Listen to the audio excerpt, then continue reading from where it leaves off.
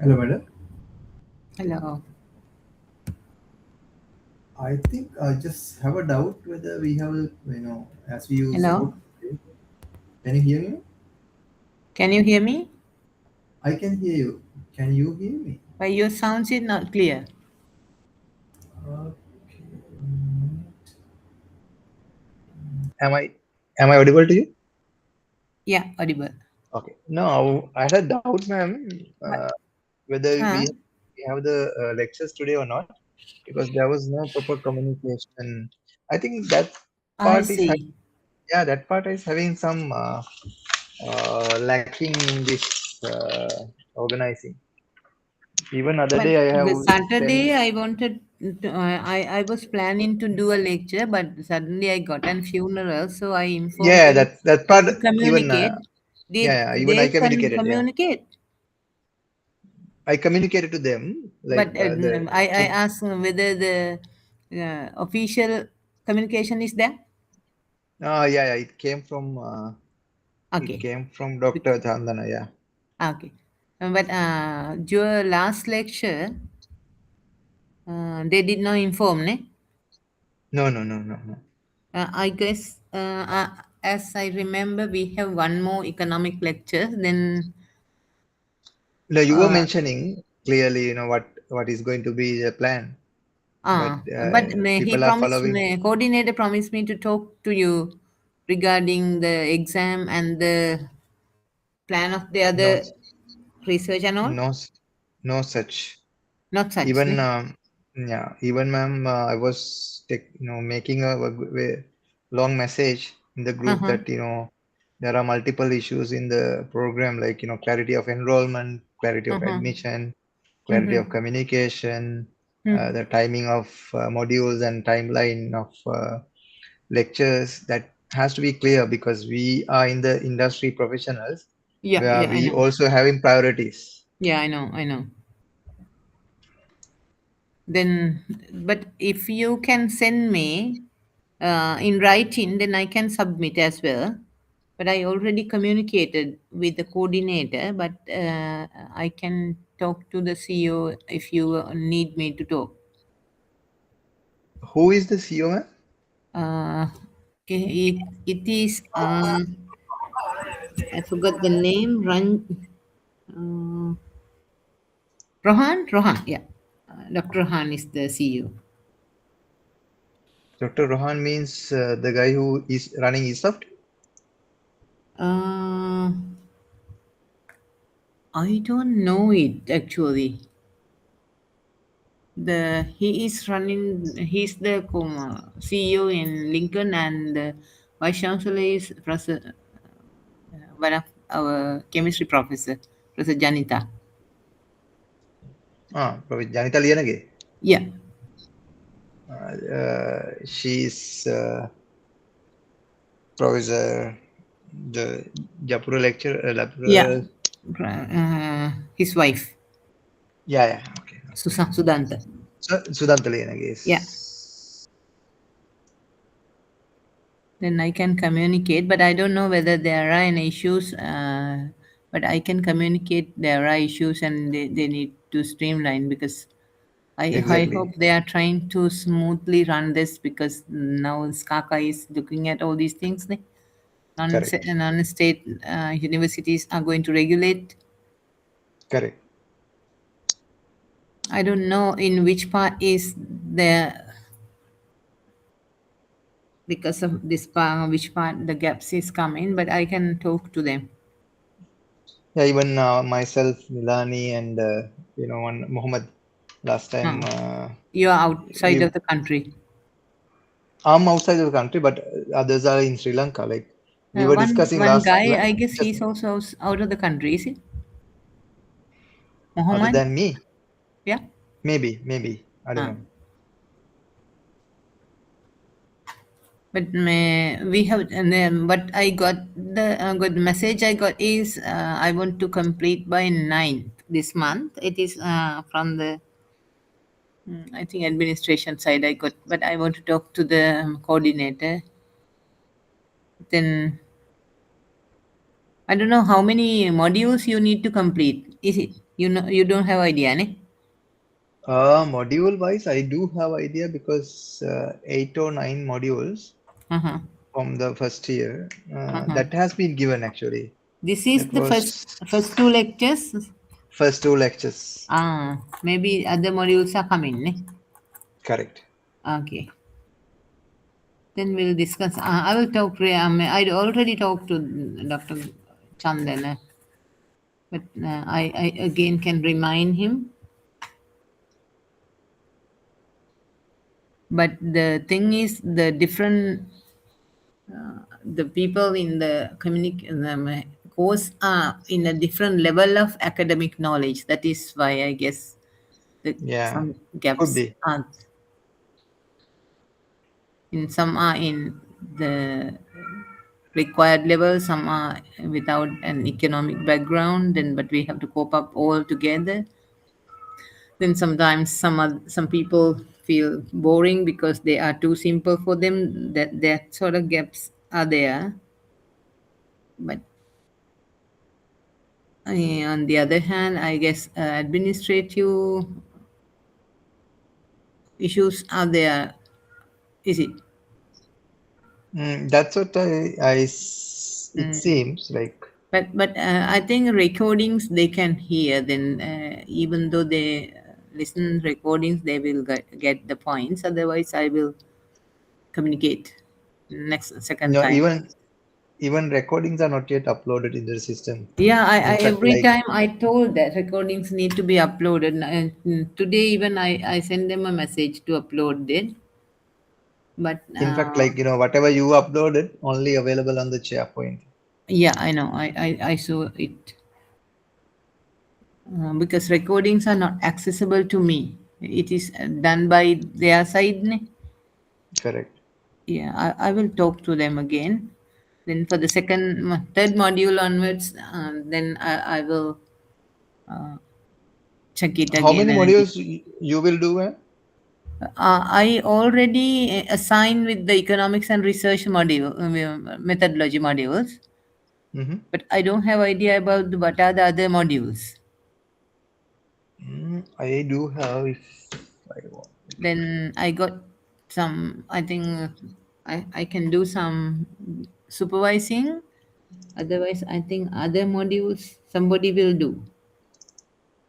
I have no idea exactly.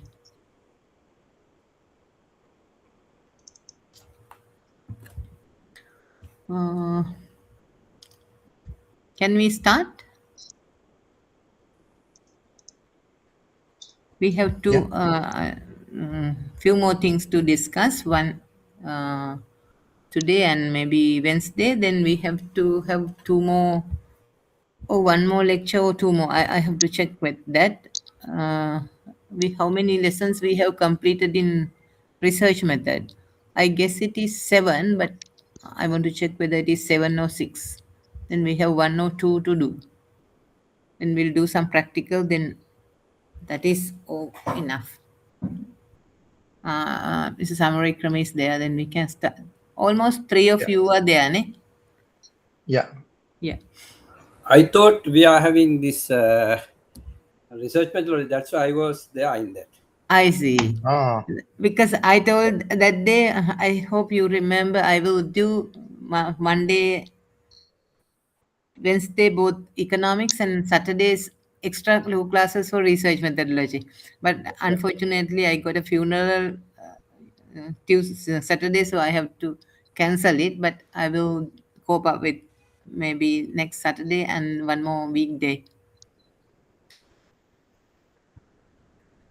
Okay. It was I couldn't avoid that. That is why it's Saturday. last day of the funeral, so I have to go there.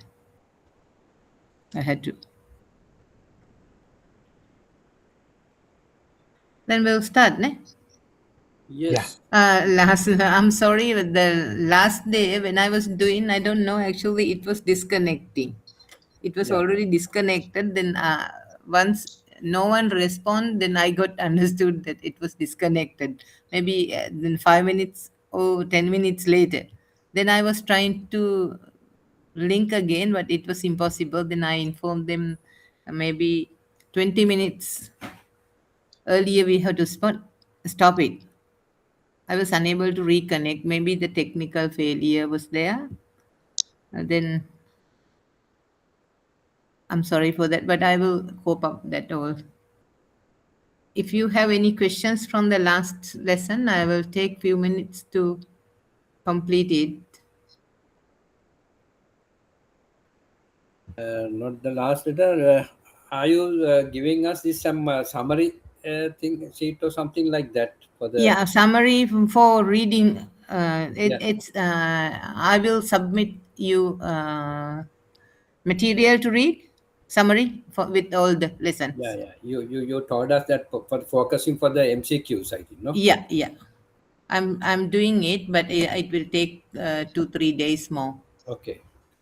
Uh, then I will. I think we have to go a little bit more with that. Complete it, then I will start the new one.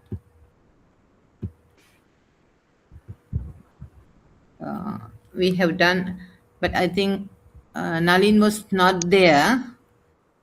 Is it? Yeah. But I hope you know international trade. Then we have discussed with the little bit in international trade with the mostly the import tariff. And in the meanwhile it was disconnected before I complete. Then when you are trying to examine the impact, then try to examine the welfare effect totally, the welfare effect of the tariff. There you want to consider the consumer surplus and the producer surplus. That is what we are going to focusing. Then if any trade policy put into action, then you have to check whether how you are going to analyze the consumer surplus change and the producer surplus change. That is what we are trying to evaluate through the welfare effect. Then there you have to understand what is producer surplus and the consumer surplus, but I don't take time for that. But just you can discuss when we are trying to discuss the welfare effect, we almost trying to discuss the small nation models, because we are not considering the large countries. We are just trying to take the small country effect always. Then when you can see here, this is the consumer surplus. You can see when the free trade is there, how big the consumer surplus. But once you start the trade, what is tariff policy, or if you impose the tariff, then you can see we have to reduce it is automatically reduce the welfare effect of the consumer side. That is why you can see the huge triangle is the consumer welfare before tariff, that is under free trade. But once we introduce tariff, you can see with the tariff, this is the world price. Then the second line 9,000, this is the welfare with the tariff, this including the tariff. Then you can see this is A, B, C, D. This part is the area where consumer lose because of the tariff imposing. Then you can see here in the yellow shaded area, you can see that is the part the consumer lost from the consumer surplus. That is why we explain tariff policies. So the protectionism is hurt is protectionism always hurt consumer because they lost their welfare. That is what you want to explain through the graphs. Whenever I ask questions, sometimes you need to prove it with the graphs. Sometimes I will show graphs. If even it is multiple choices, sometimes you have to think what is the area you have to reduce within this consumer surplus. Sometimes this kind of graphs are given and you will be asked to identify the welfare sort of things. So you have to understand really what is happening with the international trade with Actually, tariff what is and the without. consumer surplus? Consumer surplus is this big triangle. When you can see this, you Yeah, can yeah. What do you mean by that? that is the how much consumer gain through the usually consumer surplus is what consumer gain through if this is the equilibrium, then you can see then it is above the uh, equilibrium price, then how much they gain through the uh, how can I say Extra consume, demand. yeah, Extra demand. excess demand, yeah, the extra gain through the away from the equilibrium, then the it is above the equilibrium. If it is below the equilibrium, then this part is the producer gain. Then if we are always discussing if it is excess demand, then that is the consumer gain. Madam, can we consider like panic buying situation as excess demand? What is?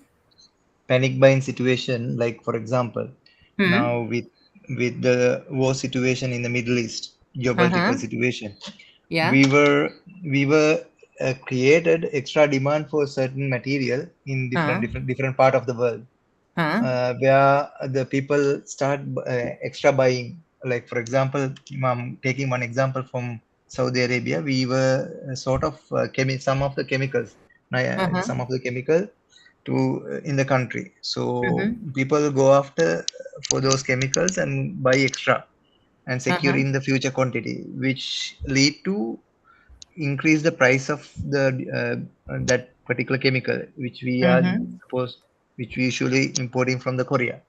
Uh-huh. So that the gain that they are getting by increasing the price because of the extra demand, which is created the situation, Hmm. is the is what you are saying, the consumer surplus, right?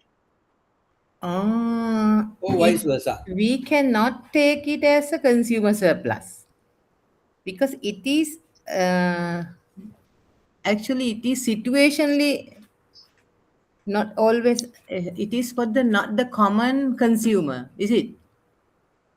It's a common consumer, but they are additionally buying compared to what they used to, because they it created an extra demand because of the the different environment. Mm, but we have to think whether there is a maximum price is there, is it?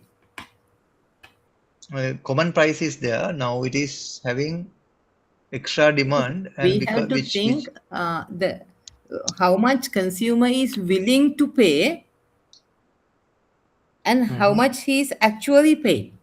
Then we have to see the difference. Okay, okay, okay, okay. There we have to think about that. Actually, if the sudden situation where the Middle East is facing, that is, consumer has to pay all this because of the Mm. situation. Yeah, But if we are happy, but it depends the depends the utility what we can gain through the consumption. Then yeah, we have some we are gain some utility, and with that utility we are trying to pay something, that is the willingness to pay. But sometimes we have to pay something extra, but that is the actual price. Then if we yeah. see the difference, then we have to see as the surplus.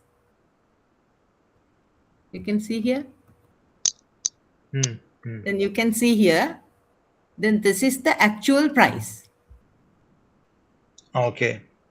Then if you, it is sometimes although we are not willing to pay, then this is the actual price, that is the markup or the equilibrium price or the current price. But if you go for the ceiling, then this is the maximum price we have to pay. If something happened, then that is the ceiling. Then in between this, then we are trying to see this gap as the consumer surplus.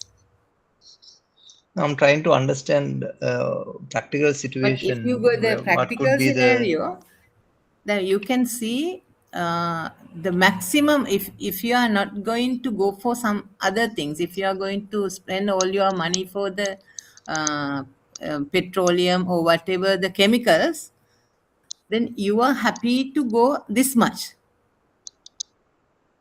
correct? But actually, if you are paying this much because of the situation, but the potential is there up to this B points. But actually, because of the demand and supply, then the equilibrium is here, because that is why we have more potential to go. But consumer, whatever it is increasing, then consumer losing the surplus. But if the price is less than the equilibrium price, then consumer is having more gain, because if price is less than actual price, consumer always happy to pay because it is a welfare gain. But if we have to pay something extra for the extra something beyond the actual price, then it is losing welfare. So always we are trying to represent the difference between what buyers are willing to pay and able to pay as an actual. Can you add with your insights? Yeah.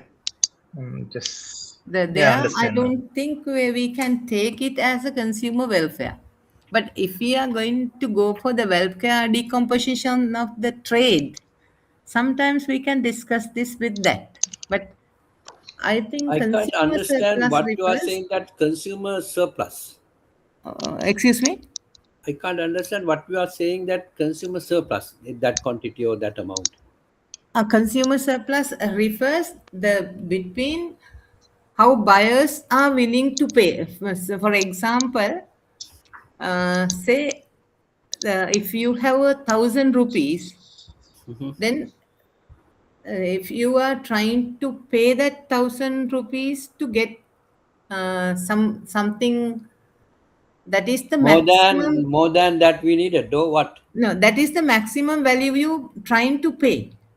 But sometimes because of the supply side restrictions or whatever, then sometimes you will pay less than that because of the demand. Then buyers will pay actually, not the total. That is what we are trying to explain here. This you Because can of the see here. excess supply. No, excess demand. If there is excess demand, the price should go up, no? Yeah, excess demand, because you are not going to compete this all the demand. But if you have some more, you are trying to pay up to here. But at the moment you are at this level. Right. But you can go up to here. That is your maximum ceiling. You can go means you are having the purchasing power, what? That is purchasing power is there up to here. Uh, But if you are going through only the actual price, then you are not going to use your maximum potential. If I'm understanding, just let me know, ma'am. Like for example, now we have the stuff in market where I am preferred to buy around 1,000 rupees. Yeah. I'm okay. Even at 1,000 rupees, I'm willing to buy. Huh? Okay. But as it is excess demand or excess supply, whatever the reason, the market price is set around 750 rupees, Oh. where I can buy at 750, even though Yeah. I am willing to buy at 1,000 rupees, Yeah. Then you have difference which 2050 there. we have a reference 250 rupees there, which Yeah. is consumer surplus, right? Yeah. That is it. Okay, understood. Yeah. But if you need, you can go. But if your price increases, then your welfare will lose. But price decreases, you are having the welfare gain. Okay, got it. That is in the other way around the producer side. Producer surplus is the revenue producers receive over and above the minimum amount they required for the production. Then you can see here, if you go from here you can see from B to, you are going to start from B. If the cost is 0, then producer has a huge gain. But if increase in the prices, producer gain losing little by little. Then you can see this is the producer surplus. Then if price is increasing above the actual price, then that is loss for the producer. It represents the between the producer willing to pay and the actual amount. That is the producer surplus. Then always we are trying to discuss how we are going to increase the producer surplus or the decrease the producer surplus or the increase the consumer surplus. That is what we are trying to see under welfare. You can see here. Then with the tariff, you can see earlier, you can see this is E is the equilibrium price, where that is the amount we supply and the maximum the local production we consume. That is equilibrium point E. Then you can see this is 9,500 is the markup price here. But below that price, whatever the payment, it is gain for the consumer. Then you can see here, earlier the consumer surplus is this one. This is small triangle G. But with the free trade agreements, if we have a totally free No tariffs. trade, yeah. If you come in the under world trade without tariff, then you can see this huge triangle is the welfare gain of the consumer. Then if we increases little bit price because of the tariff, then you can see how much this yellow shaded area is going to lose by the consumer. That is losing from this consumer welfare triangle because of the price. But still consumer is gaining because earlier he was in this 9,500 line.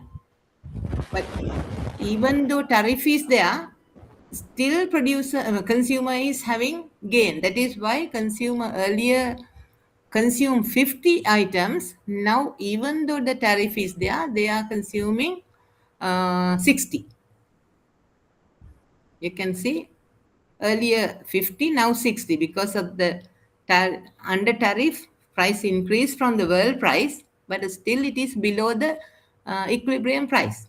As far as consumer is facing the price below the consumer equilibrium price, still consumer is having gain. But if any time price increases above the equilibrium price, then you can see consumer is not happy to consume.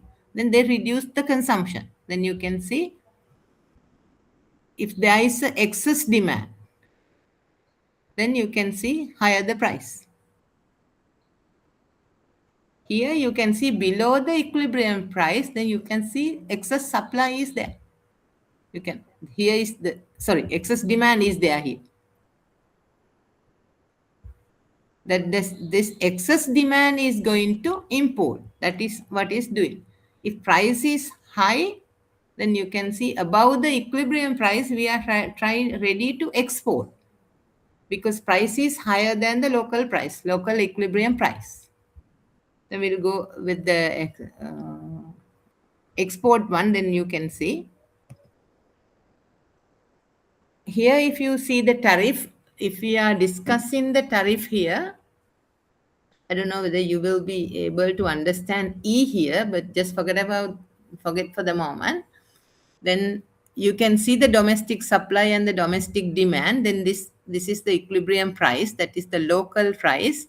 Under the local price, consumers consuming and producers doing their production. But with the world price, you can see this is the world price. Just forget about this PT dash, just get the PW, that is the world price, that is free trade. Then you can see once consumer face the world price, then consumer is consuming this much. Domestic demand up to D, increase up to D. But if it increases because of the tariff, then you can see it decrease until D dash. But what happened to the producer, you can see earlier producers amount of S, now it increased to S dash. Then A, B, C, D part is the loss for the consumer, because that is part of the triangle, consumer surplus triangle. But here again, part A is going to gain by the producer. You can see producer is trying to increase the production because of the price increase. And part C is going to catch by the government as a revenue, because this much is going to import. Then the amount we import multiplied by the tariff, then this goes to the government as the revenue. The part C is gaining again. Although consumer lose this A, B, C, D part, producer gains A and C gains by the government. B and D are the deadweight loss. Nobody will gain this B and D.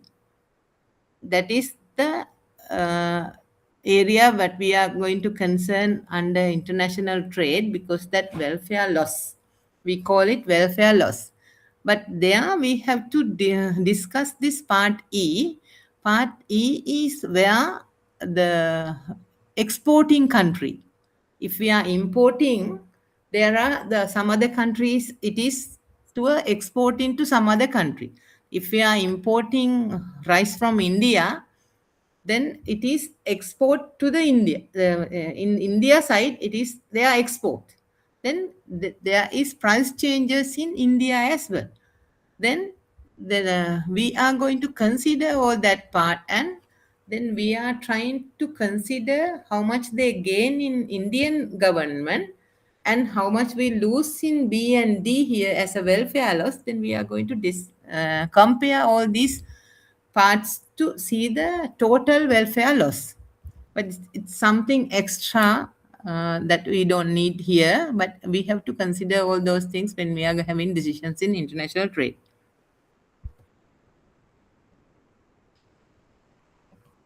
You can see here, it is also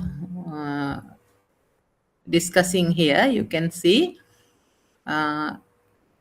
if we see the triangle, then you can see B and C. These are the welfare loss or the efficiency loss, or we call this dead weight loss, because it is already gone. But if we consider with the terms of trade gain, that is the E represents the terms of trade gain, that is welfare gain for the other country, then we are going to compare these two. B plus D is larger than E, then it is a total loss. But B plus D is less than E, then it is not actually a loss for whole world.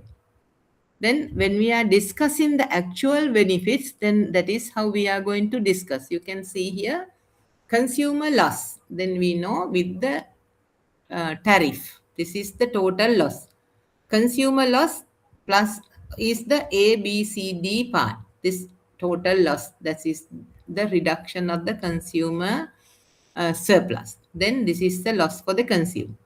But while losing this part A is going to catch by the producer. Then it is a gain for the producer.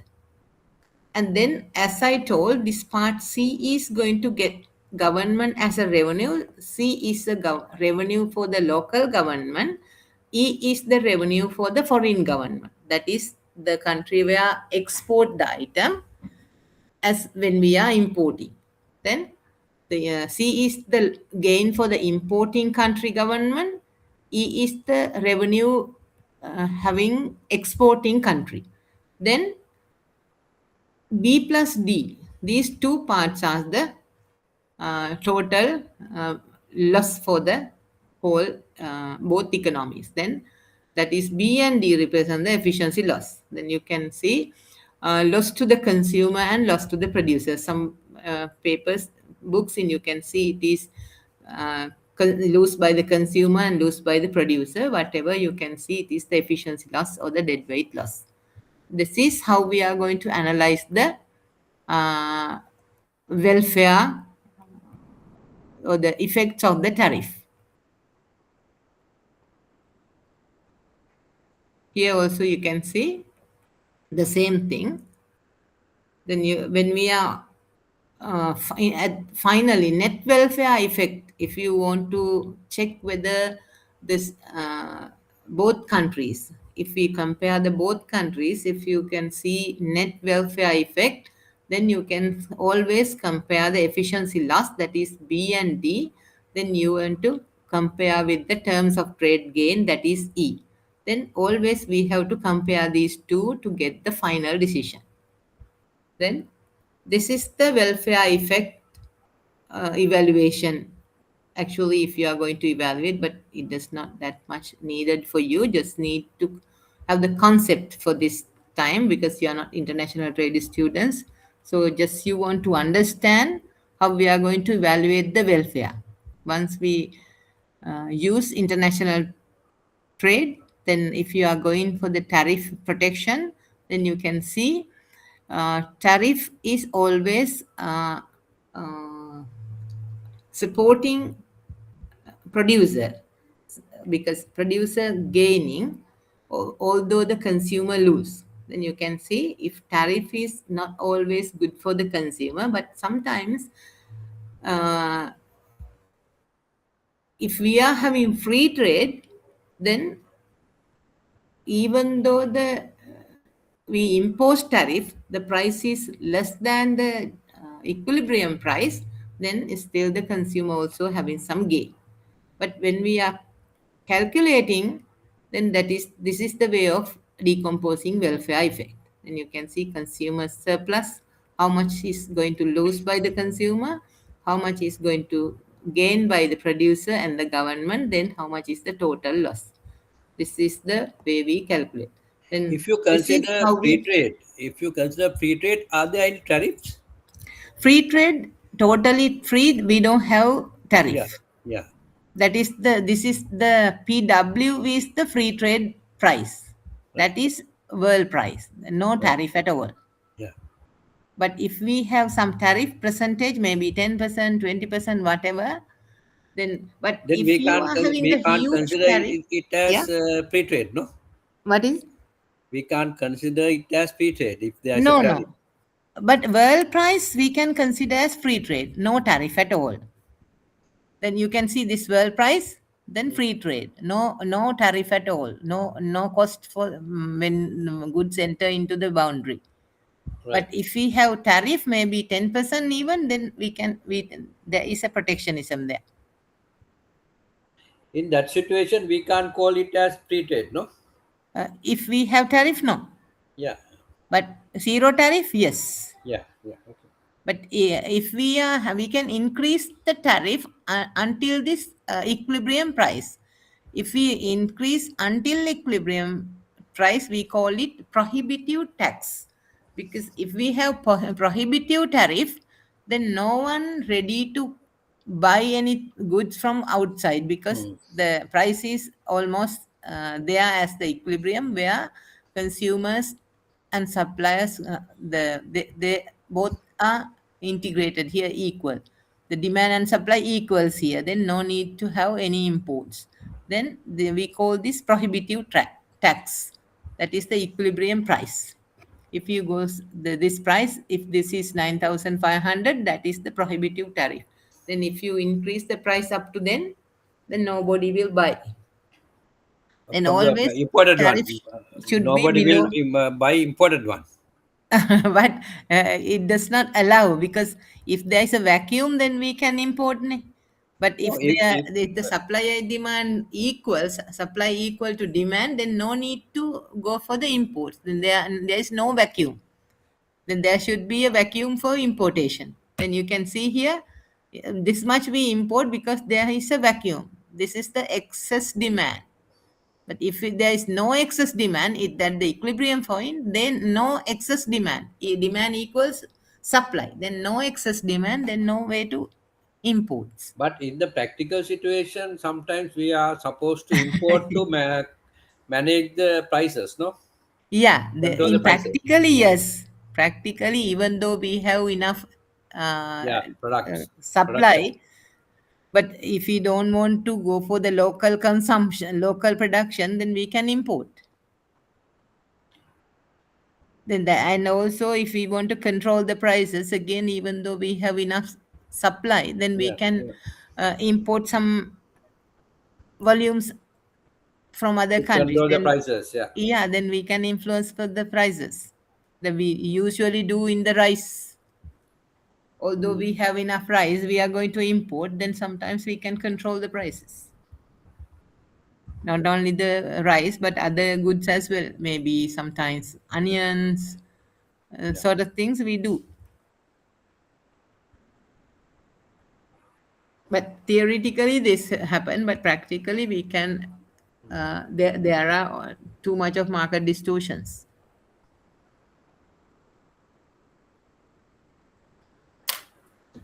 Then in summary, you can see whenever a small country is not a small, when we are discussing small country here in international trade, small country is not like the country like Sri Lanka, the physically small, but we consider small country, the small countries we consider as small as far as we cannot influence for the world price through changing our supply.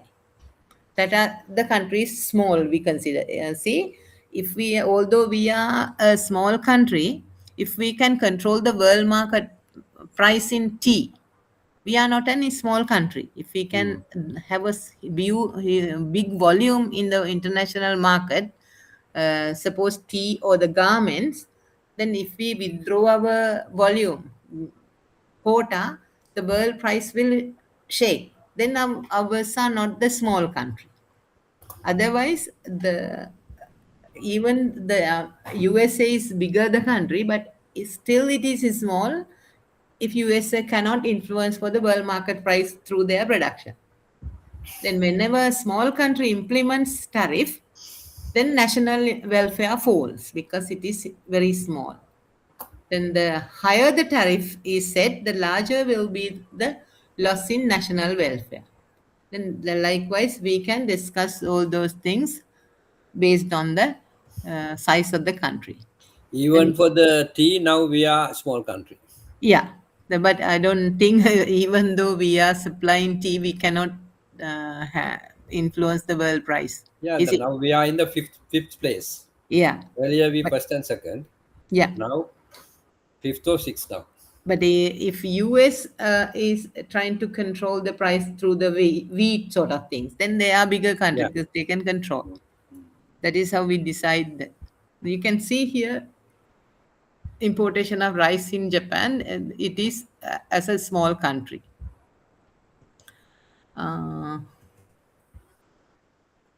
This is again explaining what is happening in the, you can see with the graph.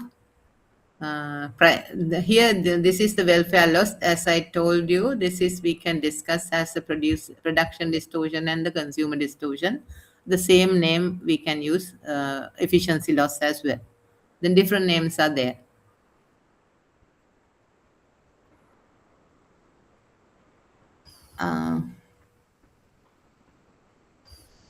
And this is what I want to show with the importing country and the exporting country. If we are trying to import as a country, then always we import the price below the equilibrium. Equilibrium price is this PA.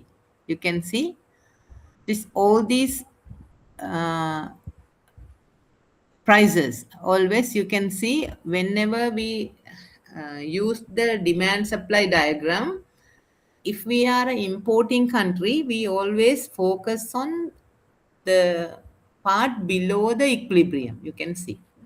But if it is an exporting country, see, we are always focused on the part above the equilibrium price, because if it is the price above the equilibrium price, only we export, otherwise we can locally consume.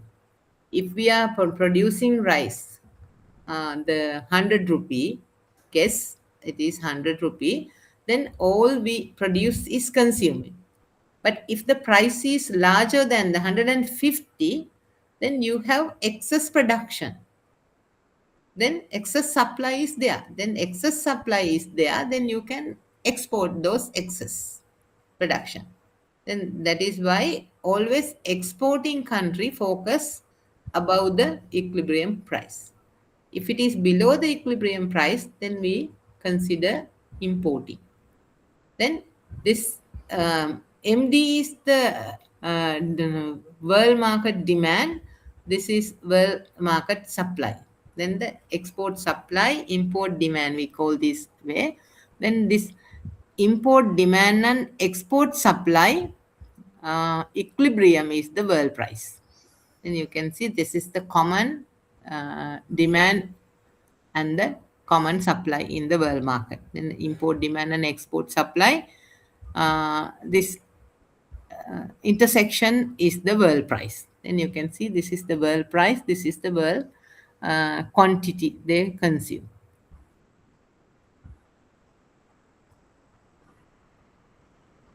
This is actually, you can see home market, that is the importing country. This foreign market, that is the exporting country. This is the world market. Then you can see tariff in is, we discuss the price change here. That is, this is where you can see the E, that was terms of trade here, but you don't want to worry that much. But if you want to analyze really, then you can see, because always if you are importing, then you can see the world price is here. Then this is the free for the importing country. This, then you can see the world market price. Then the world market price is something above here in exporting country. Then exporting country, they are having this much of gain because of the tariff, because they lose the they reduce the price. It is below the there. It is still the world price is below, but it is still above their local price. Then that is the gain for the exporting country. I don't want to go for the large country, but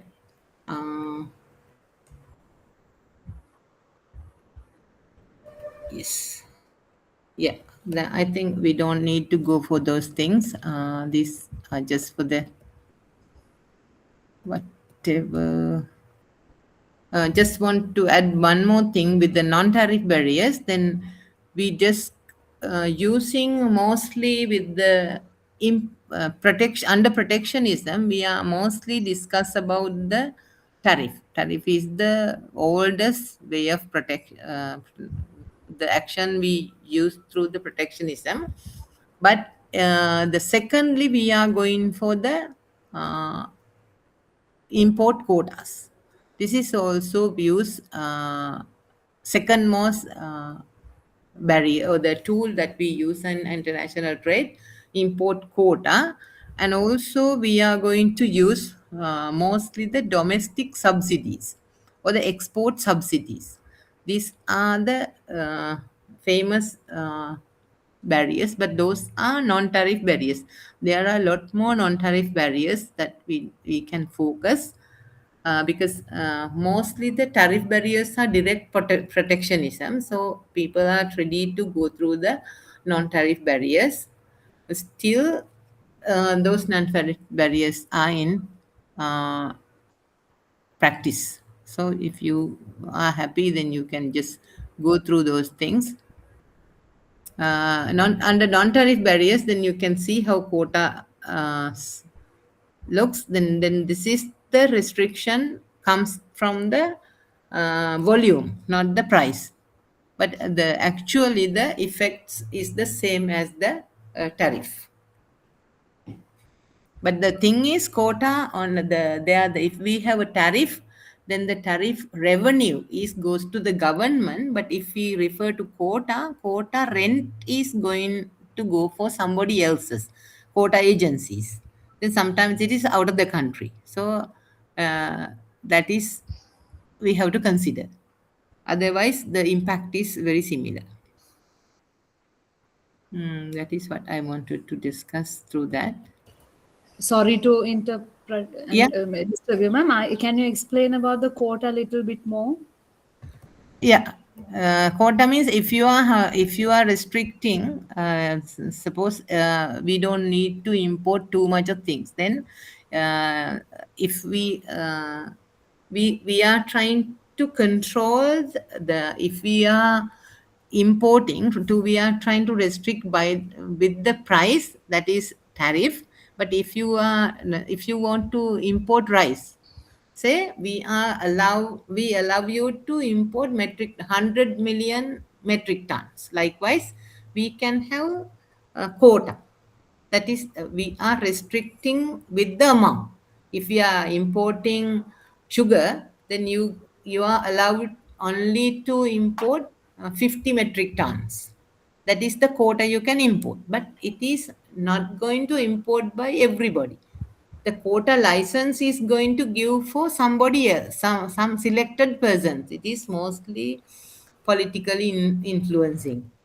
Otherwise, quota license can be given one or two people or few people, yeah, few agencies. It depends. But restrictions comes with the volume. If you remember the situations we were discussing, the multi-fiber agreement, then we were exporting our garments to USA. Then they are restricting. We cannot export as much as we can.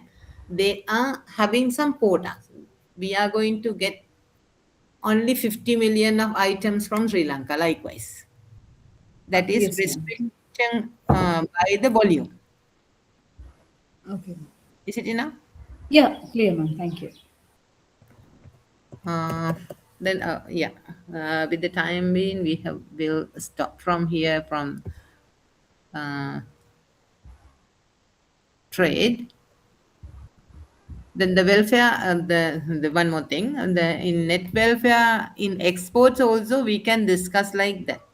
Similarly, as we explain in tariff, and you can see here again we are trying to explain how much is going to gain by the consumer and the lose by the producer.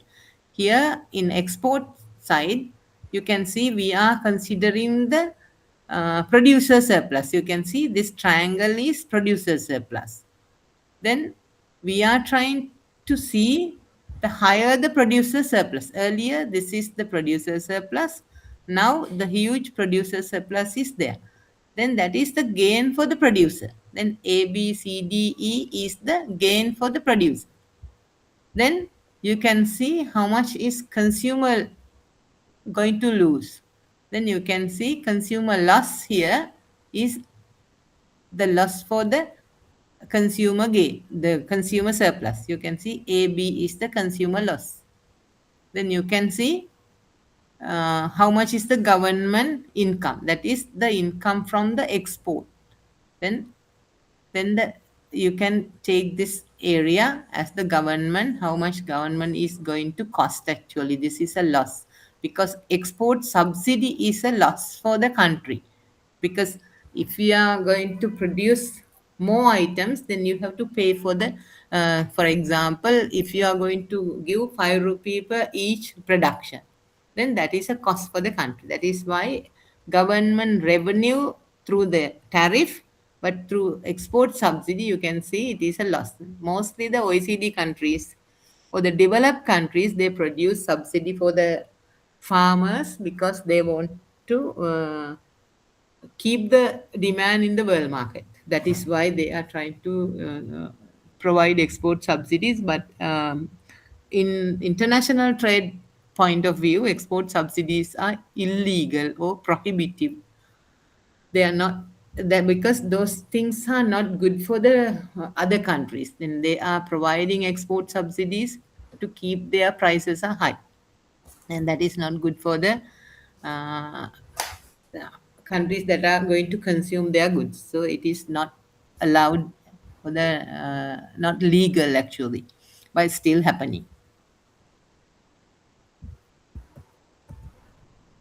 Then there are other restrictions. Then just if you are happy, you can read those things. Then there are anti-dumping policies. Those things need to be considered as well. But as we don't have much time, I don't think I want to discuss all these things. Then you can see finally, if we are having tariff and export subsidy and quota, basically these are the main three tools that we are going to use in under protectionism. Then you can see what happened in the producer surplus. That means whether producers are gaining. Consumer surplus means consumers are gaining. Then the government revenue and overall welfare. Then you can see what happened to producer under tariff. Then producers are gaining. That is why producer surplus increase means producers are gaining. The tariff is good for the producers. The consumer side, consumer surplus falls because of tariff. That is, tariff is hurting consumers. And in the government side, tariff under tariff, government is going to get the revenue, because how much the volume import into tariff, then that much gain is there for the government revenue. Then you can see government is having a gain. Then but you can see overall welfare, it is ambiguous, because we don't know how much is consumer fall, how much is the producer increase, how much government gain. Then we have to compare all these things to check whether it is the overall gain or the loss. That is why it is ambiguous. The export subsidy again is producer gain, because we are supporting them, giving them a subsidy for production. Then export subsidy is a producer increase, consumer loss. Even the government loss, because of the rental goes to the quota agency or the quota license person. So overall, export subsidy is a overall national welfare fall. That is why export subsidy is not encouraging. It is already prohibiting by the World Trade Organizations. But import quota is going to used by the countries, because they can control their areas, some sections, maybe some sectors. They can protect some sectors, then they can use import quota. But import quota is also supporting for the producers, losing for consumers. The government, they don't have much, because rental goes to the renting agency. Sorry, in export subsidy, I call it government revenue falls, because government subsidy is a cost to the government, because government need to pay it for the producers. Sorry, I lost there. I remember I talk as a quota rental, but here import, there is no revenue for the government. It is also import rental is how big it is. It is going to gain by the quota license person. Here also the overall welfare we cannot judge because we don't know how much gain, how much lose is there. A voluntary restraint, I don't want to go that one, but just try to see a common idea for this one. If there is any question regarding multiple choice sort of things, then whether the export subsidy is good for the producer or the consumer, or the tariff is good for the producer or the consumer, that sort of uh, multiple choices can be there.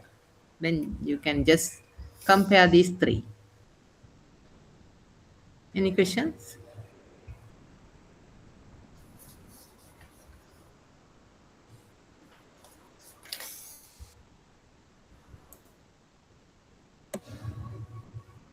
Hello? Yeah, that's okay. But are you including those things into the handout? I think. Yeah.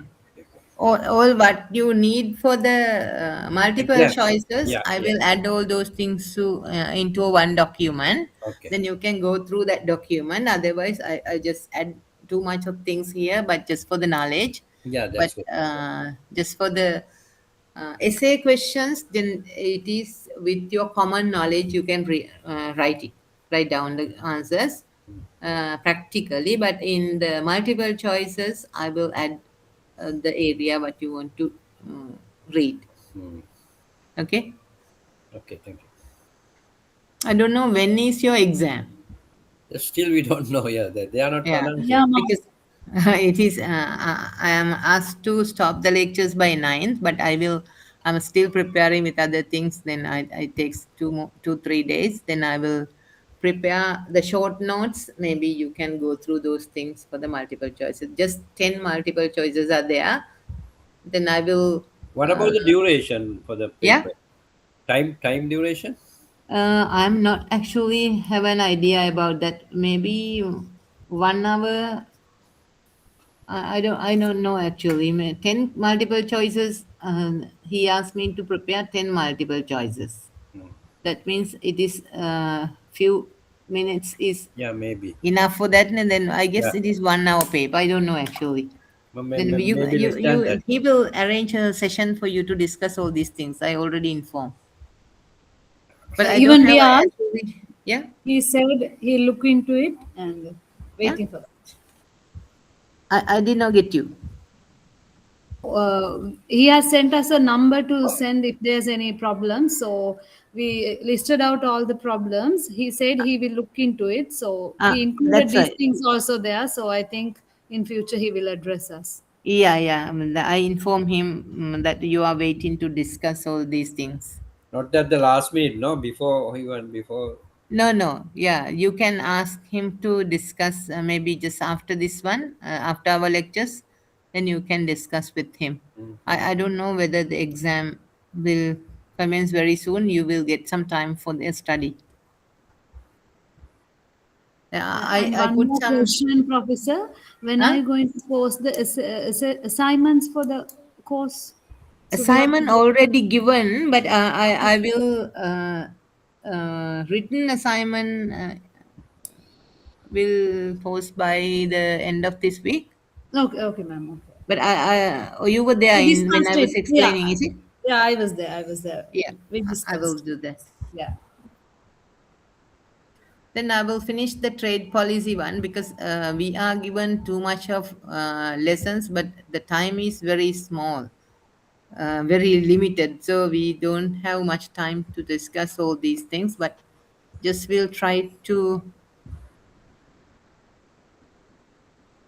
have an idea a little bit in each part.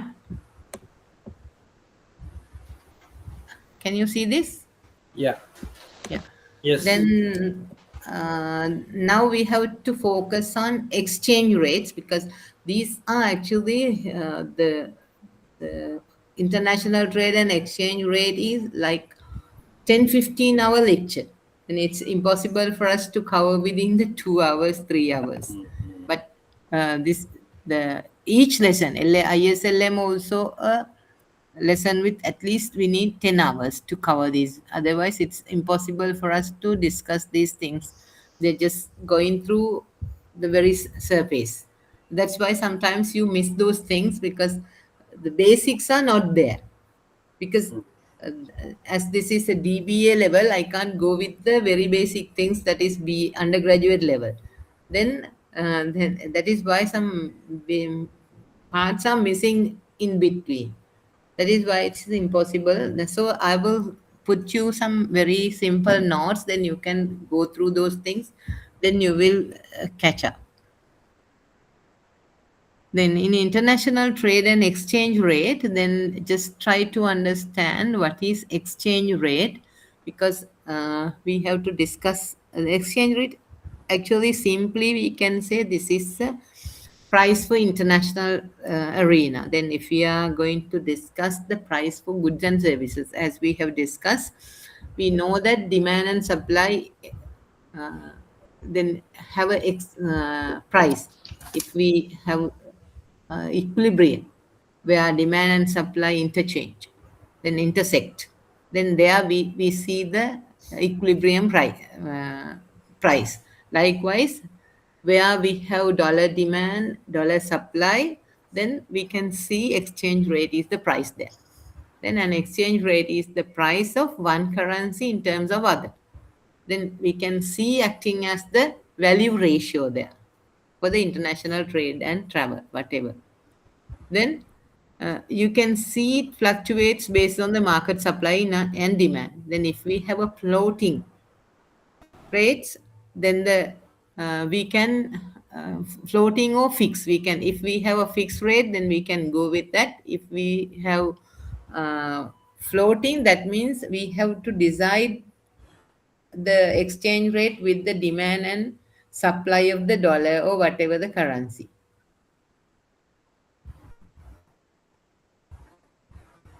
Then in Sri Lanka, we have floating system at the moment, I guess. Then sometimes central bank is trying to fix as well.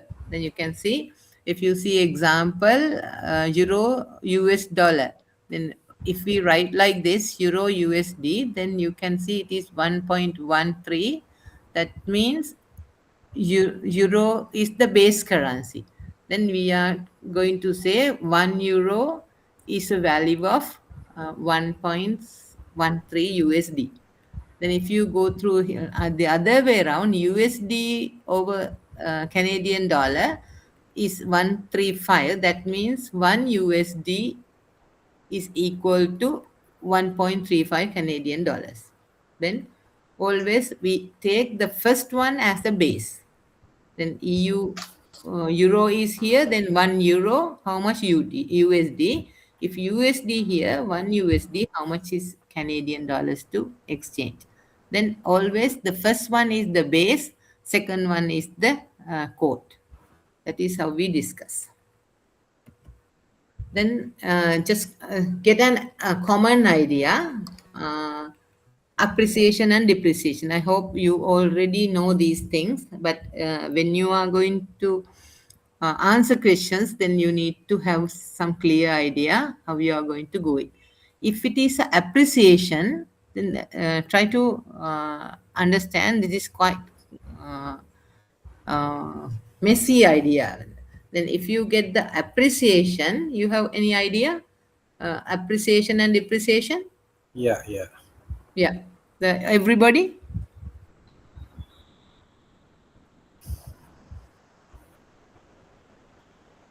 What will be the best way? Appreciation is best or the depreciation is best? Can we say it directly? Huh? We can't say it directly, no? That depends. Yeah. Sometimes for example, if I ask, appreciation means sometimes you can see, if we are paying 100 rupee for a USD,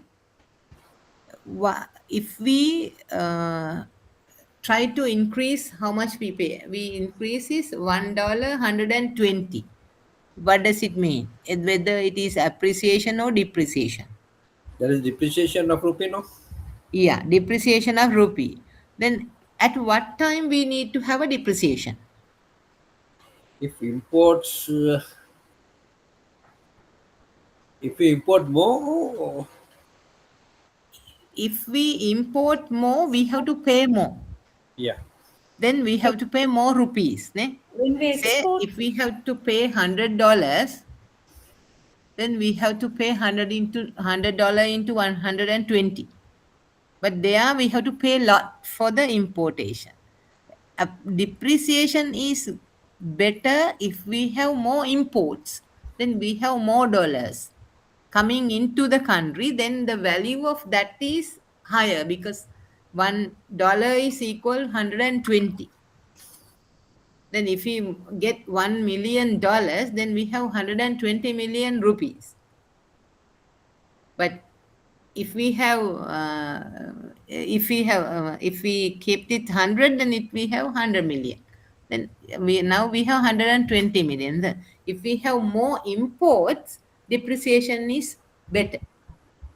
And the same time, depreciation is good if we are going to have some dollar aids from some country, maybe loan, maybe aid, whatever. If we are having some dollars from some other countries as a, even as as a a grant or got it.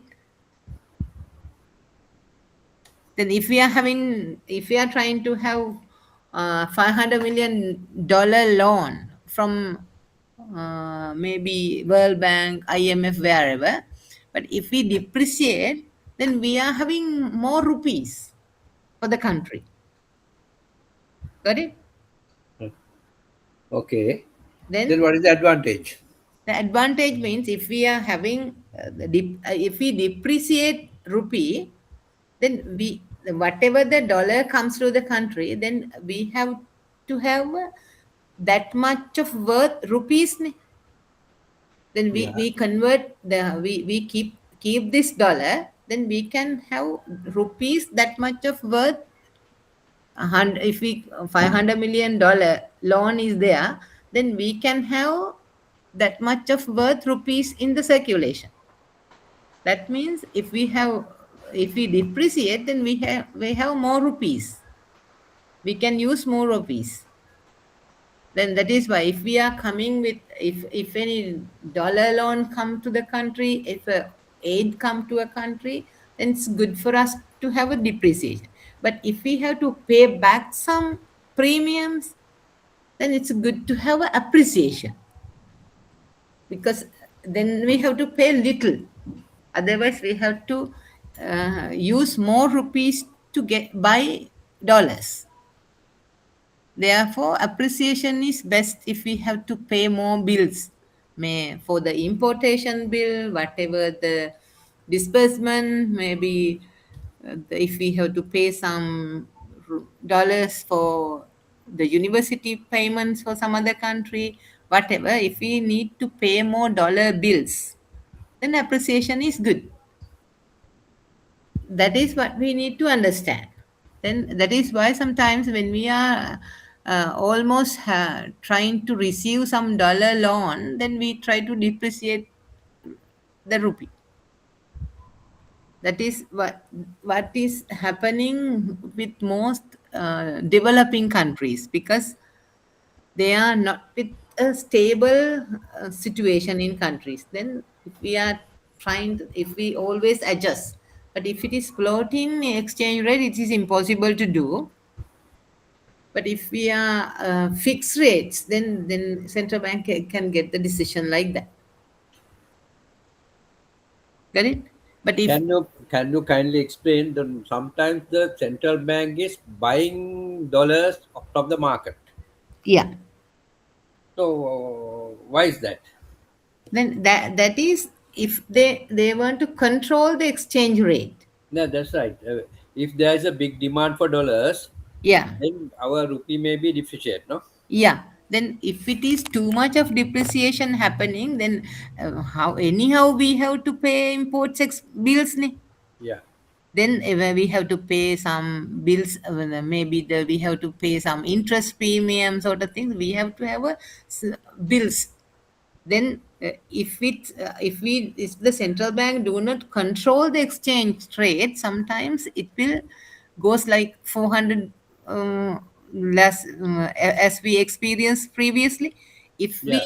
allow it to float, then sometimes because we have too much of import bills, then we are trying to import vehicles, too much of unnecessary goods also importing, then we are having too much of bills. If we allow them to float, then people will buy more from the outside, from the out of the country. If you see our consumption, the most of the items in our consumption import driven, Yeah. then too much of bills are going out. Then therefore, then sometimes if we can forecast, if it is increase in the exchange rate, then government is trying to buy the dollars.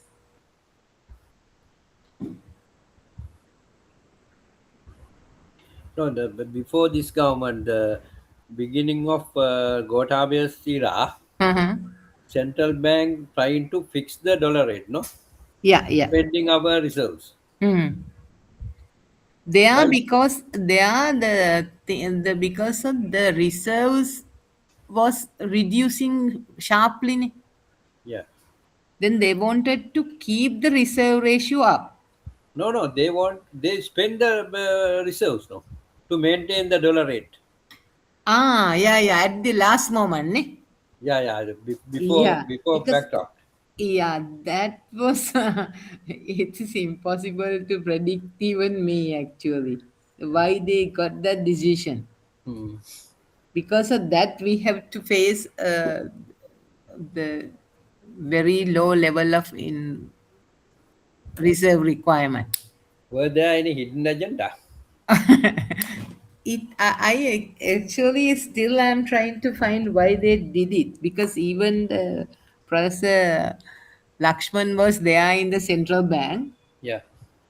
I don't understand really why, because they were having that different what was the Different visions or different objectives, so I don't know. yeah, they were trying to I don't know actually what was that decision, because they were trying to spend too much for the people, and they were trying to increase the aggregate demand through more government Spending, yeah. expenses in one hand, giving 5,000 to people. Yeah, yeah. Then they were I think they believe that there was some monetary theory need to spend more for the stimulation of the growth, ne? Hmm. But it is good for the country like US, because they have the dollars with them.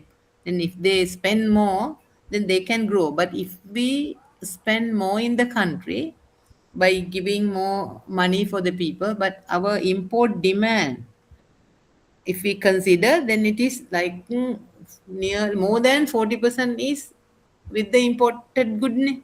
Yeah. Then we cannot expect that much of boosting like through the Production. aggregate stimulating aggregate demand. But I don't know whether I still skeptical why the like Professor Lakshman, the very senior person, will not understand this sort of things. Actually, I could not explain that, but it was happening there actually. They want to show that the country, the people, now the Mm. dollar rate is fixed, right? We are not going Yeah, to they were increase. trying to fix it, but Yeah, if you give up it, if you yeah. Last let moment, them yeah. to float, is that will not go that much high. Earlier, yeah. If Yeah, earlier, yeah. and they better they do some controls with the import sort of things, then they will keep it like There 300, I were guess. some periods the central bank is buying dollars from the market Yeah, to maintain that higher level, higher exchange rate. yeah, because if they have to keep it in a certain level, because they when they are having more exports, or if they have to pay more import bills, then they are trying to maintain it in a level. But there they spend some money for some dollars, buying some dollars sort of things. But central bank time to time do it, but this at the last minute, I can't understand why they get that much of decision to spend all the reserves. That was really risky. I don't know whether it is a political decision or the economic decision. I do believe still it was not an economic decision.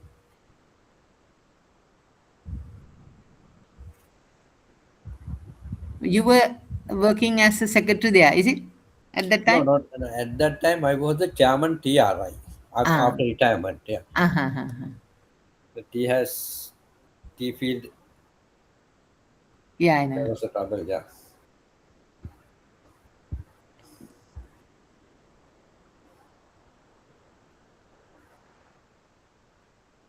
Then I put one central bank note for you to read there for the exchange rate.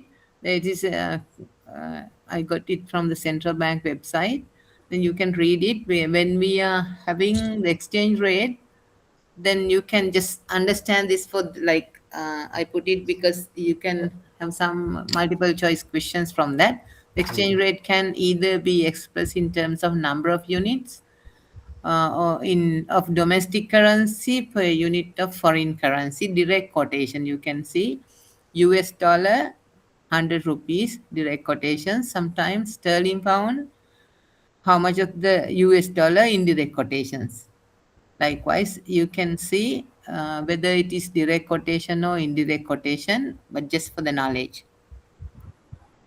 Then why exchange rate is important? This is good to have this kind of knowledge. The importance of exchange rate differs from country to country.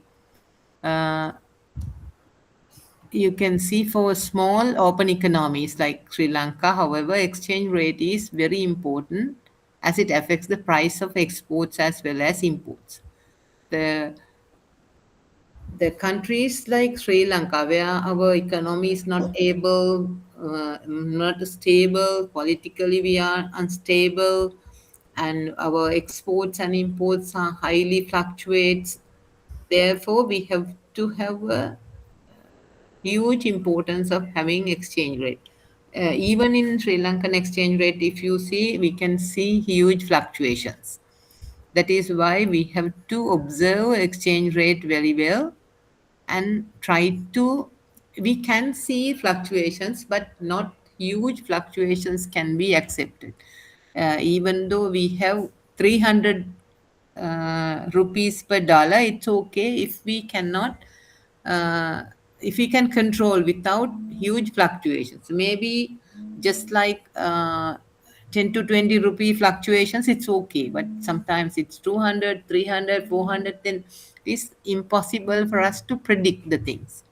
Then it is impossible for us to predict imports, exports, whatever. That is why we have to be very careful when we are having decisions with the exchange rate. Countries' exports depend on purchasing power of interest or the purchasing power of the other country. We have to check the exchange rate of the other countries.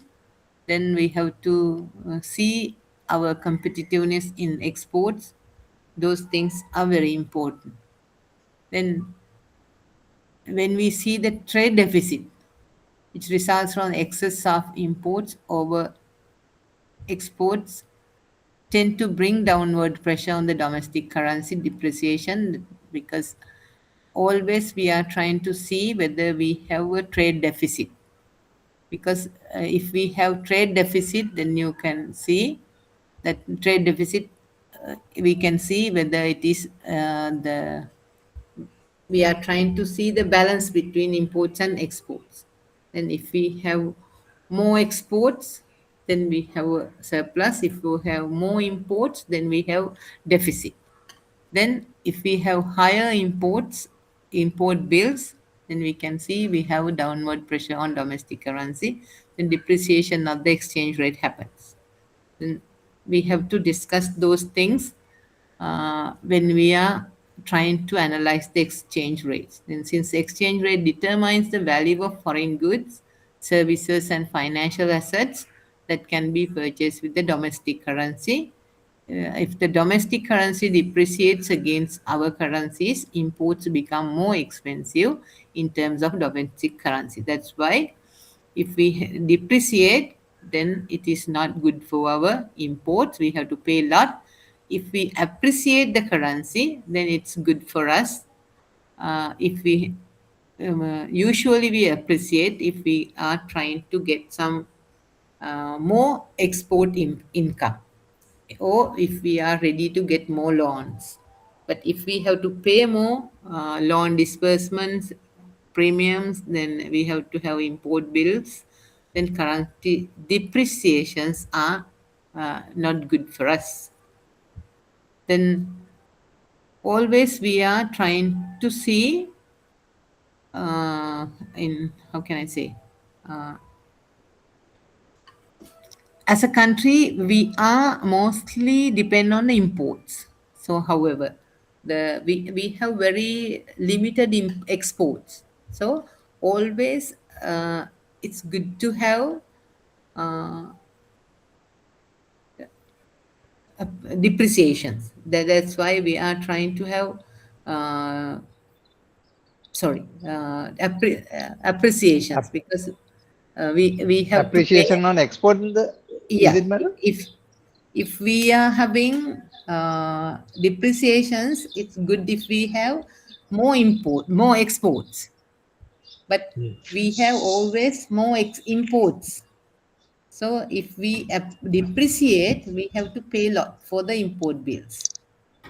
For example, for 1 USD, if we take as a base 100 rupees, then if we pay 120, that means depreciation. Rupee depreciation 120. For each $1 we have to pay 120. Then if we have more imports, then we have to pay huge bill 120. But if we have more exports, then it's good to have depreciation. Then we have more income for the country. If we comes $1 means we have 120. Earlier it is 100. That is, if we have higher income, if we depreciate, then that is why if we have more imports, then we can have the better we have depreciate the rupee. But as a country as a whole, we are the import-led country. So we are based on more imports. Then our consumption, we are highly dependent on imports. If you see the consumption bill, unnecessary things.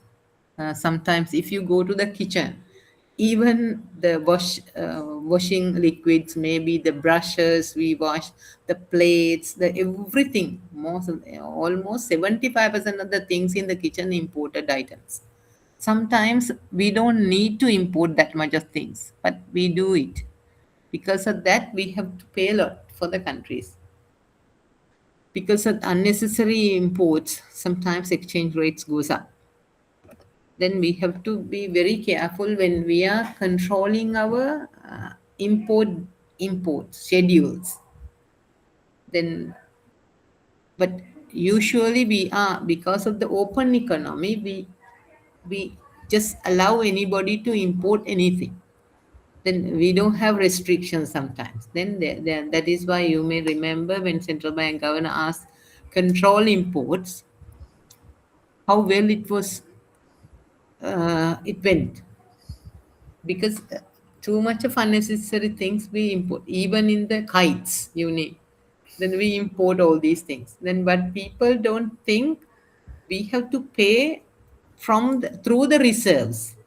Even though we are trying to import vehicles, then we think we have money, then why we cannot import? That is what that is our question. Then always we are trying to see we are importing vehicles not free of charge, not having any loans, with our money. But we have to understand that we have to pay from the reserves, because we have to pay dollars. Although we are spending rupees, we have to convert them into dollars. Then for that we have to have a dollars there. Then if we are trying to use those reserves, then again we are having a issue. Then Now they are allowing no import the vehicles. Still will not, because although we have reserves now, I think it's They have nearly allowed to import, no? not all. Look, even cars. Yeah, but still restrictions are there. Ne? Anybody cannot Restrictions for the only permit holders. not all. Ne? No, no, I think that has a limitation for Yeah, year. not like of- earlier. We cannot import. We can import, but there is a limit of amount, total amount. There's a limit from the government. Yeah, then there are limitations, because every permit holder, even we cannot import. Then the one thing is our taxation is high there. No, they have imported excess amount of vehicles now. They have flooded there, no? But it was telling that it was earlier. It was They have under completely process. stopped. Completely stopped. Yeah, Right. it was Then under after- process, because it was earlier. There were a lot of vehicles in the queue. It was earlier open license, I guess. Still the restrictions are there, because people requesting always to give them freedom for importing, but we are very scared, because if we open up very freely, then people will bring. Are you sure about that? Yeah, there are restrictions still, because not fully open, because if fully open, the reserves will go on, because it is very difficult for us to develop the reserves. If we open up, maybe reserves will very quickly gone. Then it is impossible for us to maintain again, because still we are not ready to pay back. Then 2027 we have to pay back the premiums. Then again we have to spend more dollars. Then we are not in a sustainable level. The government allowed them to import, but they have imposed the taxes or tariffs, no? Yeah. So that's why government But income went we up. are not gaining that tariff from the dollar amount. No, rupee We are amount, having yes. that tariff with rupees. Yeah. But if we can get the tariff in dollar wise, then it's okay. But we are having in the rupee, we have enough rupees at the moment. But we don't have enough dollars still. If we can build up the reserves until more than 10 billion, then we are safe for importing. Because otherwise, still we have a risk, because we have to pay a lot of money for the loan interest sort of things. As far as we don't pay, then we have reserves there. But if we start paying back, then it will very soon it will vanish. Therefore, we have to be very strong with the reserve. Then we can systematically open. Then also we are paying for some other countries, and most of the students pay university fees. Sort of, then dollar demand is high. We have to very strategically balance the dollar demand and the dollar supply. If we don't have much dollar supply, if we have a huge dollar demand, then again we cannot control the exchange rate. Got it? Because we demand more dollar. If we are trying to import vehicles, then huge dollar demand should be there. Because all of we try to import, then we have to spend rupee and we are trying to buy dollars. Then dollar demand is increasing. Huge dollar demand will be there. But we don't have that much dollar supply, because we are having some tourists, some amount from the tourism, we are having little from the remittances, not that much. But if we have higher inflow of dollars through remittances and in tourism, it's okay for us to open up. But still, I don't think we have enough, because although we are having the quite considerable amount, like nearly, I think, 8 billion, nearly 8 billion through the tourism. But if you see the net value, it's very less, because Yeah, most of the everything things we are have imported, to spend, imported items. But even foreign though remittance is good. No, it is purely, to remittance. yeah. Yeah, if we can improve the remittance, that's purely because They have already improved. No, no. yeah, already improved, but still it's around 5 billion, I guess. But if we can increase the remittances, that is the best way. Then it is, but it should be in a sustainable way. But if we increase the remittance within this year, For several few months, months, yeah. Then yeah, if we cannot have maintain it, we have to have a very sustainable, because sometimes people send more money because of this recession. People want to support the government, then they are trying to send. Because of that, those reasons, this year we may have a good amount of remittance. But what about the next year? What about the following? Likewise, we have to have a sustained average, like 8 billion per year, then that's nice. But still, nobody can predict it, because if we can send enough foreign employees, if we can send not in the laborers, if we can skill labor, if we can export the good skill labor, then if we can have a guarantee. Otherwise, sometimes they are migrating with the families, then they don't pay back us, don't want to come back, they want to settle there, then they will not send. No, we don't have remittances, so we have to have a guaranteed employee schemes. Otherwise it's impossible. So, but anyway, then we have to always consider how much of dollar inflow and outflow, that is dollar demand and dollar supply. Then if we have imbalance between this dollar demand and supply, then the exchange rate will uh, fluctuate. We have to have a balance for this one. In addition to trade balance, inflation, exchange rate also influence foreign investments, as investors decide on composition of their investment portfolios based on prevailing as well as expected exchange and interest rates. Then exchange rate also affect range of other factors ranging worker remittance, reserve positions of the country. But the one thing, if we can go for the good investor portfolio, I think that will be good reason for us to maintain the reserves.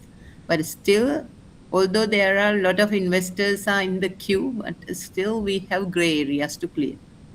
Then the FDI, in the sense, if we are trying to improve the FDI in a considerable amount, now it is increasing, but still not sustainable level. Then the value of country's exchange rate also depend on both domestic and foreign monetary conditions. An unexpected increase in domestic interest rates, for example, could attract capital inflows, could lead to an appreciation of the domestic currency, the foreign exchange market of an open economy. But those are not in very stable situation. If the country is in very stable situation, then we can see good foreign investors are there. Otherwise, will not. And also, if we are trying to improve the business environment, if we go for the single window concepts, then if we improve the situations in the investor side, then there are facilities, then we can consider those things. Otherwise, it's impossible, still impossible. Then we can see determinants of exchange rates. Again, there you can see interest rate, inflation, trade balance, political stability. There are a lot more reasons, but try to understand little bit of highly influential determinants.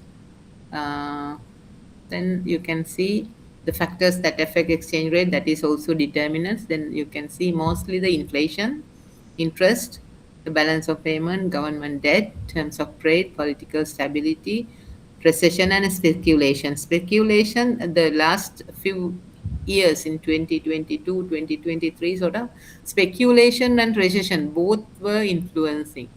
You can see here there's some graphs just for the knowledge. Then if you see how inflation affect, then there may be some idea country with lower inflation rate than other will see an appreciation in the value of its currency. Then you can see changes in interest rates affect currency value and dollar exchange rate. Then exchange rate impact on inflation. Then there you can see appreciation and depreciation again. Through that you can see when domestic currency depreciate, then currency weaks, then import goods become more expensive. Then this increase the cost of living and the production cost, driving up the consumer price index. Then that is why the depreciation, if we are happy sometimes, if we have more uh, exports, export income is coming, we are happy to have the weaker currency. But if we have to pay more imports, then again uh, we have to have more expenses on that. Then we have to be very careful. Just think about the only having import bills, or if we are expecting to have loan disbursement or the foreign aid, or if we are thinking only that, then it's impossible for us to maintain the exchange rate. So we have to be very careful when we are taking decisions with the exchange rate. Even we are discussing theoretically that is happening, but practically this is very, very serious issue. Even we cannot understand because we are in theoretical part. In practical way, we don't know something happening out of our knowledge, because this is very serious issue for a country. So how we are going to manage the exchange rate, both inflation and exchange rate, managing both these variables are not very easy. That is what happened in when the Professor Lakshman was there in the central bank. I guess theoretically we are there, but practically there are some gaps. Then we have to be very careful when we are trying to handle these things. Monetary policy, handling monetary policy is not that much easy. Then appreciation, that we are happy to strong the currency, but not always currency strength is not good for a country. But because a stronger currency makes imports cheaper, reducing the cost of imported raw materials and finished goods, thus reducing inflationary pressure.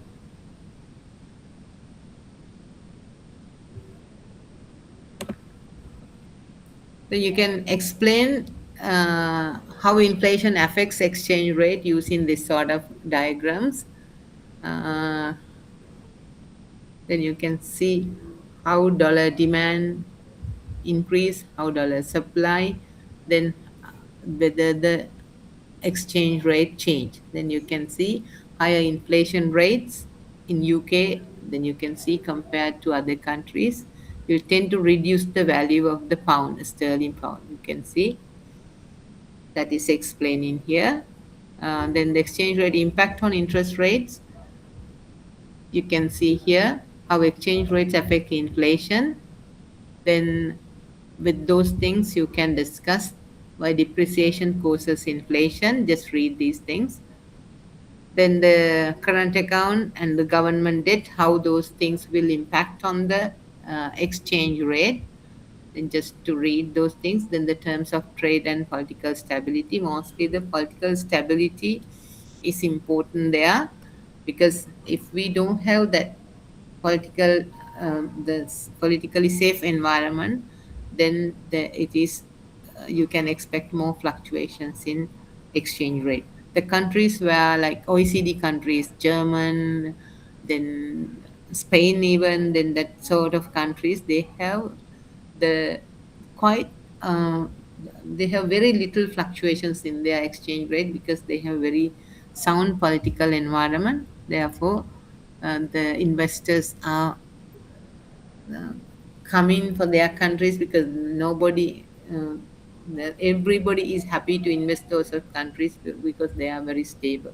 Then exchange rate is very healthy rates are there. Then the recession and speculations. Recession can be defined as sustained period of weak or negative growth, then you already know, accompanied by huge unemployment, then you can see that will definitely impact on exchange rate. And speculations against countries' currency value is expected to rise. Then investors will demand more. Then expectation, that is speculation, really matter for the exchange rate. Um, then with the time being, we don't have we, much time to discuss these things. Hmm.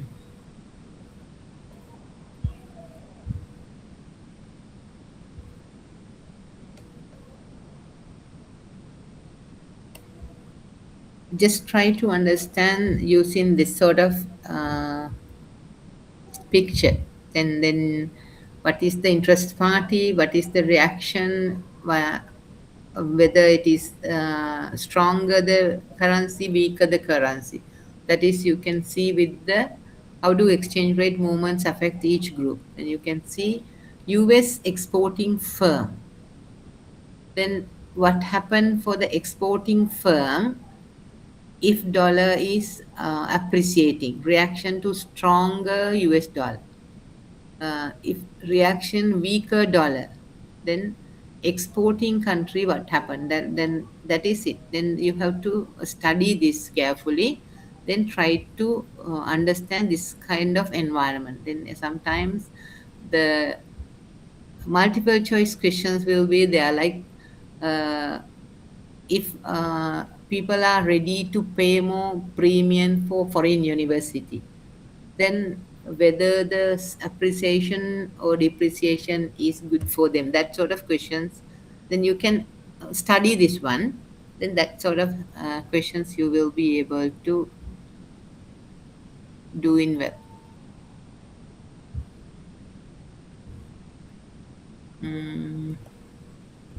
If we have more time tomorrow, next day, we'll try to discuss again. But one more thing we have to discuss: inflation and the unemployment as well. There may be some questions from that. Therefore, I have to cover those things as well. Then I don't take much time for here, but just for you to read those things.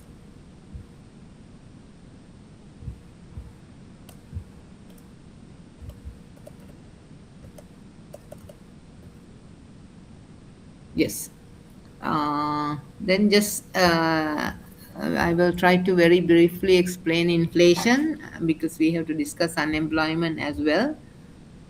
If we have enough time, then I will go back to some areas. Otherwise, when I will summarize the things, I will bring all the notes into one summary. Then you can discuss that summary, study the summary well. Then you will be able to do the multiple choice. But not just doing the multiple choice is important. Just you want to get the current economic issues, but we did not get much time to discuss all the current issues as I have to cover the syllabus. Otherwise, better if we discuss the current issues, what happened in the country at the moment with the recession, or how we are going to face this recession, how we are going to come out of the decision.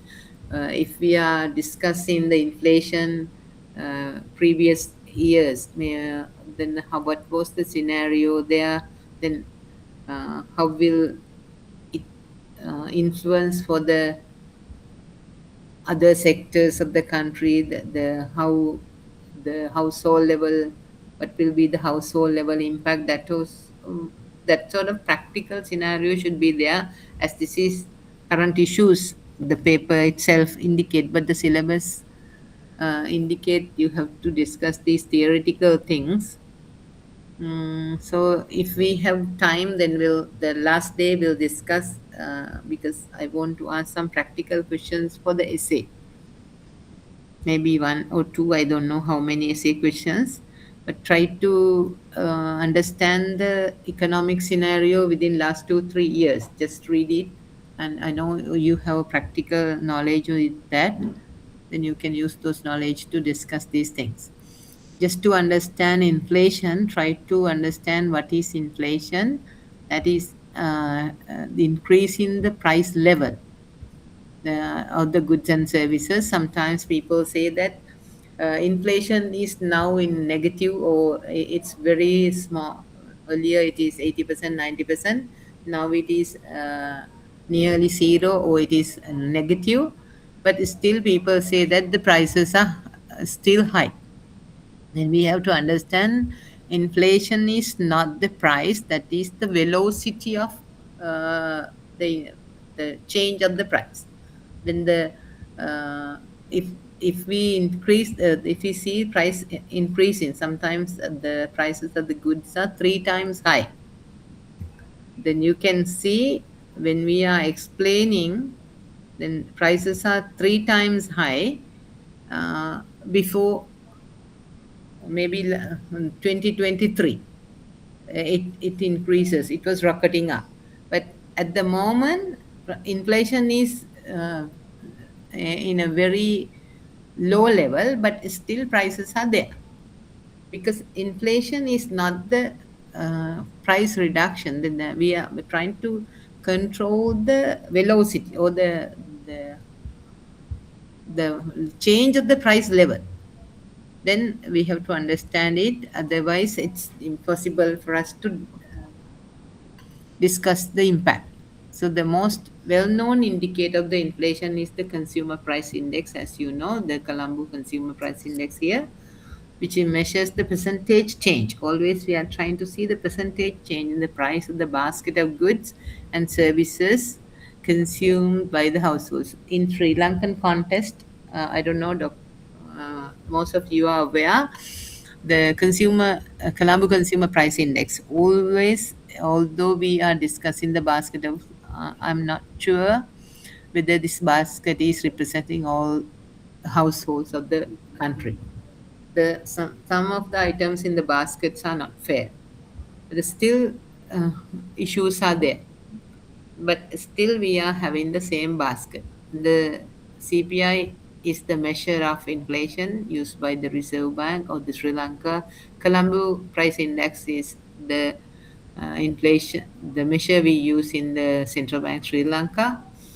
Then anyhow, the healthy inflation rate that any country can maintain is 2 to 3%. But Sri Lanka, we have the huge fluctuations. But some developed countries, they are having very low inflation rates, like US and Japan. They are having very, very low inflation.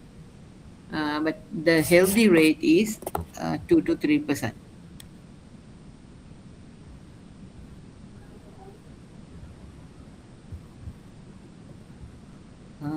You can see the courses. I'm not having too much of time, because just I want to guide you through. Then you can study this one.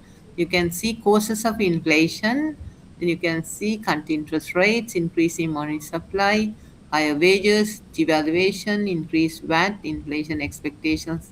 Then you can see because there are a lot more reasons. With that, we can see whether it is a demandful inflation or the cost push inflation. Then we have both, mainly these two areas. What happen? It happens because of the demandful inflation or the cost push inflation. Then that is what is important for a country. Then mostly we have to understand in which sort of inflation is there. Then try to understand this sort of things and come back for the next day. We'll try to explain what was happening in the country.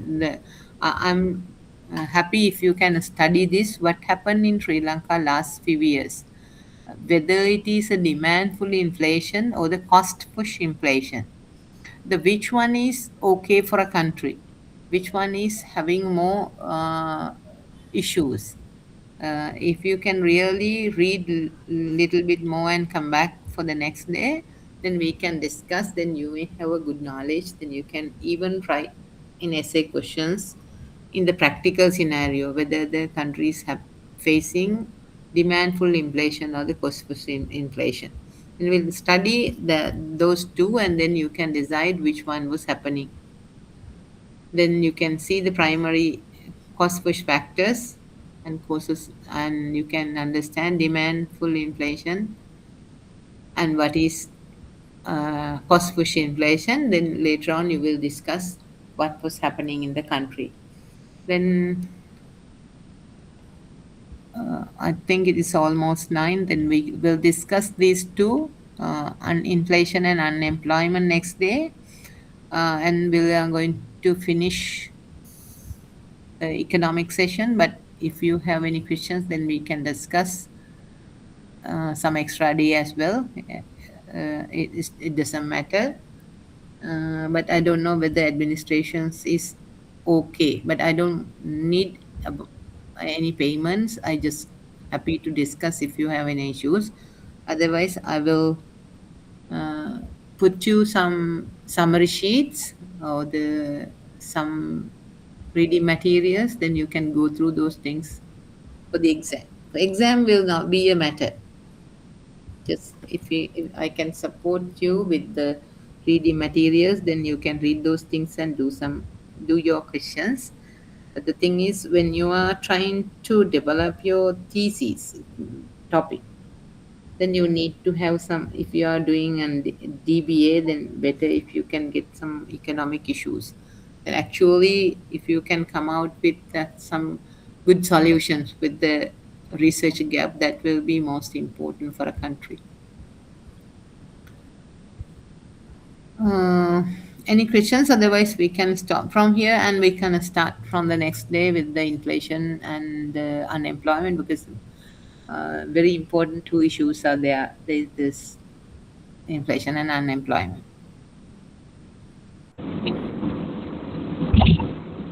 Hello? Nothing from this election. Probably I'll come and ask next day. Okay, thank you. And Nilani, I think you are the It was one good who enough. did not have much more economics knowledge, but if you have any questions, then I'm No. happy to support you.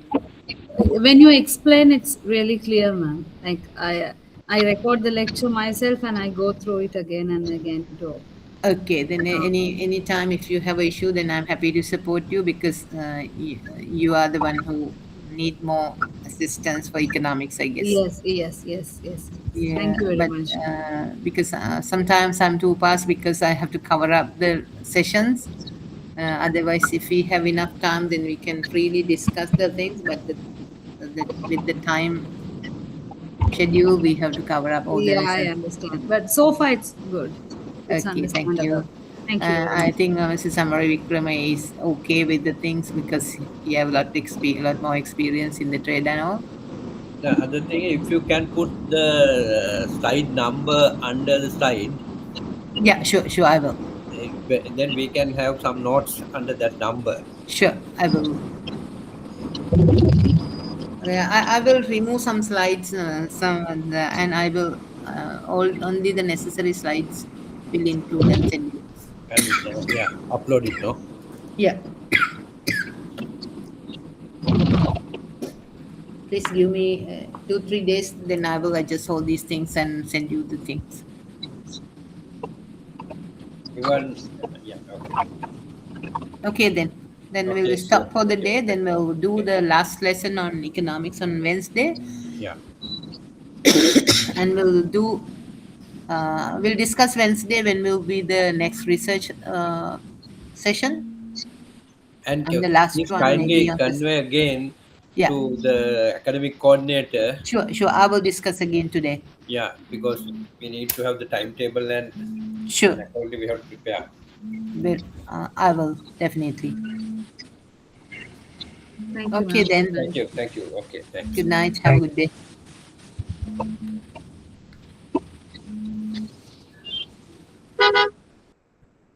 Hello.